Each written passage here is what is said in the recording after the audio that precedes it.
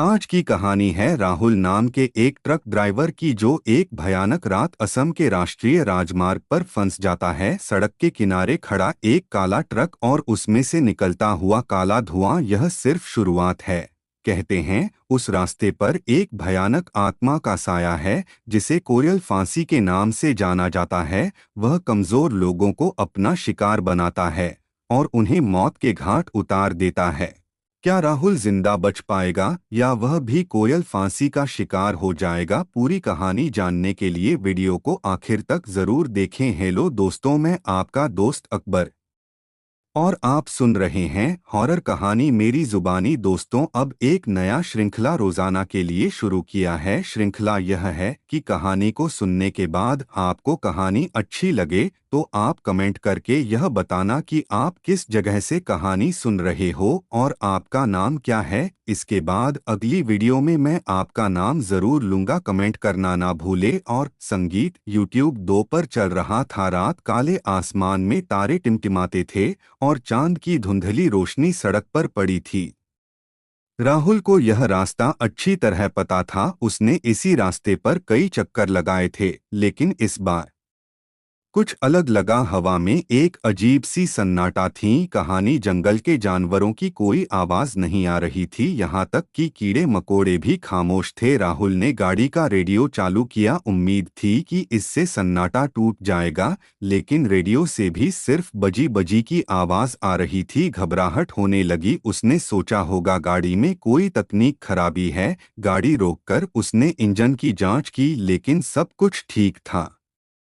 तभी उसे दूर से एक लैंप की रोशनी दिखाई दी। उम्मीद जगी कि शायद कोई ढाबा होगा जहां वह थोड़ा आराम कर सके। धीरे धीरे गाड़ी को रोशनी के करीब ले गया। यह एक छोटा जीर्ण शीर्ण ढाबा था। ढाबे के बाहर एक बूढ़ा आदमी बैठा हुआ था। राहुल ने गाड़ी रोकी और आदमी को सलाम किया। बाबूजी, थोड़ा चाय मिलेगा क्या? राहुल ने पूछा। बूढ़े ने धीरे से सिर खिलाया और राहुल के लिए चाय बनाने चला गया। थोड़ी देर में वह एक कप चाय लेकर वापस आया। चाय का रंग अजीब सा काला था, लेकिन राहुल इतना थका हुआ था कि उसने बिना कुछ सोचे ही चाय पी ली। आगे का रास्ता कैसा है बाबूजी? राहुल ने पूछा। बूढ़े ने एक अजीब सी मुस्कुराहट दी और धीमे स्वर में बोला, रास्ता वही है जो तुम जानते हो, पर रास्ता चलने वाला वही नहीं होगा। राहुल को बूढ़े की बात समझ नहीं आई। वो कुछ और पूछने ही वाला था कि अचानक चाय का स्वाद बदल गया। मीठी चाय कड़वी हो गई और उसके गले में जलन होने लगी। उसने घबराकर थूक दिया। तभी उसे लगा कि उसके आसपास का माहौल बदल रहा है। ढाबा गायब हो गया और वह फिर से सुनसान सड़क पर था। अचानक ट्रक के अगले पहियों के नीचे से एक जोर का धमाका हुआ। ट्रक रुक गया। राहुल बाहर निकला और टॉर्च जलाकर नीचे देखा। सड़क पर कुछ नहीं था, सिर्फ काले रंग का एक बड़ा सा दाग। राहुल को अचानक बूढ़े आदमी की बात यादें आई। उसे लगा कि कुछ गड़बड़ है। उसने गाड़ी में वापस जाने के लिए कदम बढ़ाया ही था कि सामने से एक लंबा चौड़ा काले रंग का ट्रक आता दिखाई दिया। ट्रक की हेडलाइट्स बंद थी। ट्रक राहुल के ट्रक के बिल्कुल सामने रुका। राहुल घबरा गया। उसने ट्रक के ड्राइवर को आवाज लगाई, लेकिन कोई जवाब नहीं मिला। ट्रक का दरवाजा धीरे से खुलने लगा। राहुल पीछे हटने लगा। उसके पैरों तले जग खिसक रही थी। ट्रक के दरवाजे से एक काला कोहरा निकला और राहुल की तरफ आया। कोहरे के अंदर से दो लाल आंखें चमक रही थी। राहुल चीख उठा, लेकिन उसकी आवाज गले में ही अटक गई। काला कोहरा उसे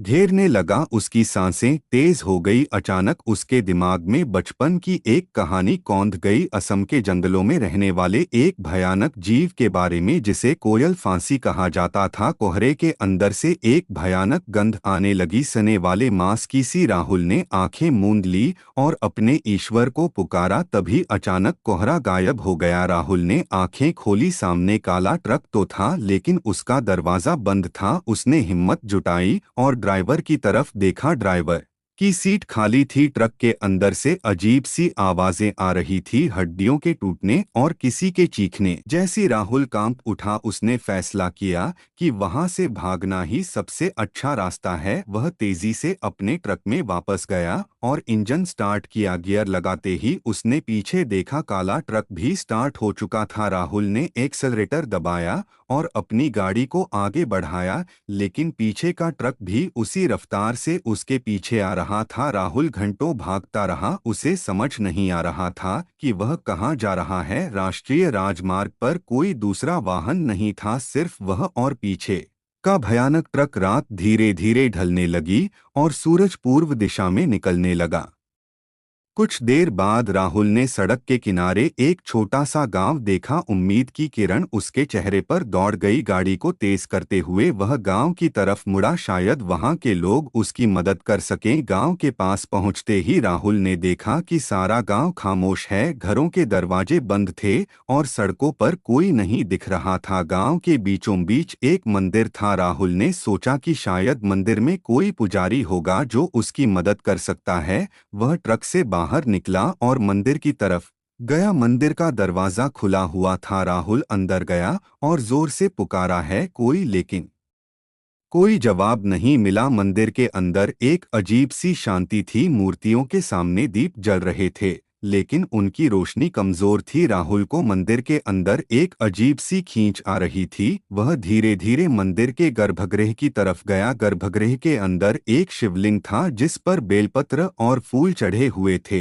लेकिन राहुल को कुछ अजीब लगा। शिवलिंग के सामने रखा हुआ दूध का प्रसाद काला पड़ चुका था। तभी उसे गर्भगृह के कोने में कुछ हलचल सुनाई दी। वह धीरे धीरे कोने की तरफ गया। कोने में एक बूढ़ा पुजारी बैठा हुआ था। राहुल उसके पास गया और मदद की गुहार लगाई। पुजारी ने धीरे से आंखें खोली, उनकी पुतलियां सफेद थी। बेटा, तुम्हें कोयल फांसी ने अपना शिकार बना लिया है, पुजारी ने धीमी आवाज में कहा। अब तुम्हें बचाना बहुत मुश्किल है। राहुल घबरा गया। उसने पुजारी से पूछा, बाबा मुझे बचाने का कोई रास्ता है क्या? पुजारी ने एक लंबी सांस ली और कहा, एक रास्ता है, लेकिन बहुत खतरनाक है। कोयल फांसी को तभी रोका जा सकता है अगर तुम उसे असली शिकार दिखाओ। राहुल ने सोचा, असली शिकार? मेरा मतलब? पुजारी ने कहा, कोयल फांसी कमजोर लोगों को अपना शिकार बनाता। उसे किसी ऐसे इंसान की तलाश होती है जो डर से कांप रहा हो। तुम्हें किसी और को डराना होगा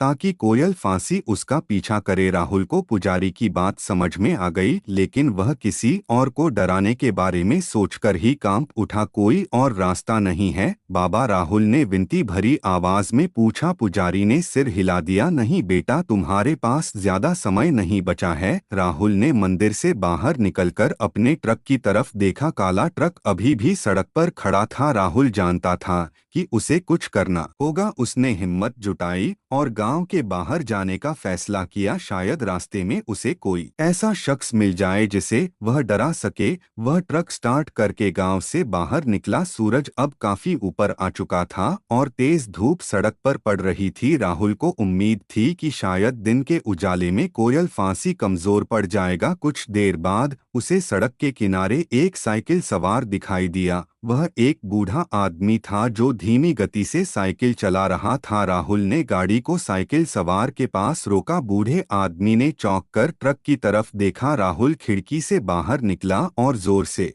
चिल्लाया, आगे मत जाना बाबा, बहुत खतरनाक रास्ता है। बूढ़ा आदमी घबरा गया। उसने राहुल से पूछा, क्या हुआ बेटा, क्या कोई समस्या है? राहुल ने झूठ बोलते हुए कहा, आगे जंगल में डाकू हैं, वह लोगों को लूट लेते हैं। बूढ़ा आदमी और भी ज्यादा घबरा गया। उसने तुरंत साइकिल पलटी और वापस गांव की तरफ जाने लगा। राहुल ट्रक में वापस चला गया। उसे थोड़ी राहत महसूस हुई। उसने पीछे देखा, काला ट्रक अभी भी वहीं खड़ा था, लेकिन तभी उसने देखा कि काले ट्रक का दरवाजा खुल रहा है। उसके दिल की धड़कनें बढ़ गई। वह नहीं जानता था कि आगे क्या होगा। क्या उसकी चाल कामयाब हुई है या कोयल फांसी उसका पीछा करना जारी रहा? राहुल ट्रक के अंदर बैठा हुआ था। सांसें तेज चल रही थी। उसने पीछे देखा, काला ट्रक अब भी सड़क पर खड़ा था, लेकिन उसका दरवाजा खुला हुआ था। कुछ देर तक इंतजार करने के बाद भी ट्रक हिलता नहीं दिखा। राहुल को एक उम्मीद की किरण जगी, शायद उसकी चाल कामयाब हो गई थी। कुछ समय बाद उसने देखा कि काले ट्रक से काला आकार धीरे धीरे बाहर निकल रहा है।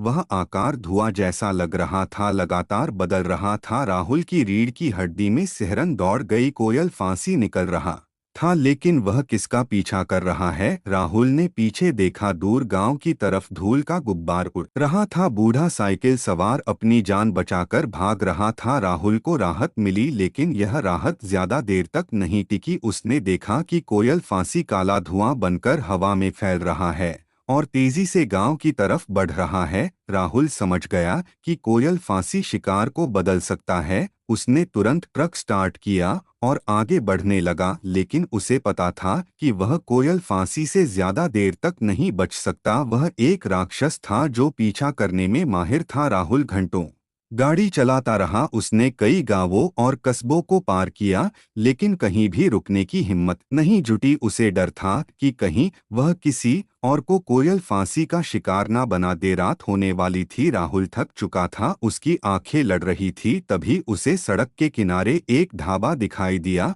वह आखिरी उम्मीद की तरह उस ढाबे की तरफ मुड़ा। ढाबे में कुछ लोग बैठे हुए खाना खा रहे थे। राहुल ने सोचा कि शायद वह कुछ देर के लिए आराम कर सकता है। शायद ढाबे के लोगों की मौजूदगी में कोयल फांसी उस पर हमला करने की हिम्मत नहीं करेगा। वह ट्रक से बाहर निकला और ढाबे की तरफ गया। लोगों ने उसे हैरानी से देखा। राहुल ने उनसे थोड़ा आराम करने की अति मांगी। ढाबे के मालिक ने उसे देखकर सहानुभूति जताई और रात को रुकने की जगह दे दी। राहुल थका हुआ था, लेकिन नींद नहीं आ रही थी। वह लगातार पीछे मुड़कर देख रहा था। उसे डर था कि कहीं कोयल फांसी उसे ढाबे में भी ढूंढ ना ले। रात के करीब 2 बजे उसे बाहर से एक तेज आवाज सुनाई दी। वह चौंक कर उठा और खिड़की से बाहर झांका। सड़क पर काला ट्रक खड़ा था। राहुल का दिल बैठ गया। उसने ढाबे के मालिक को जगाया और उसे बताया कि बाहर एक खतरनाक ट्रक खड़ा है।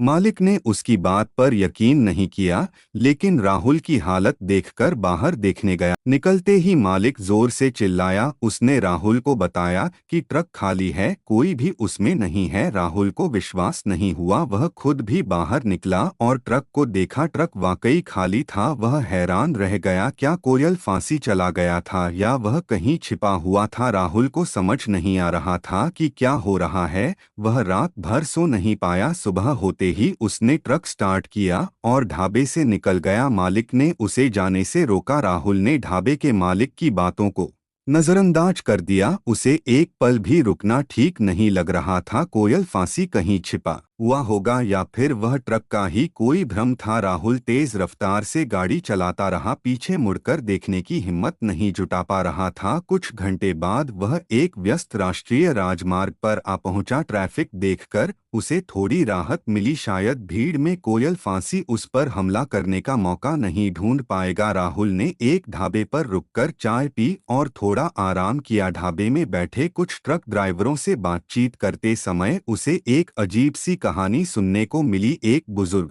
ड्राइवर ने बताया कि इस इलाके में कभी एक बहुत ही क्रूर जमींदार रहता था।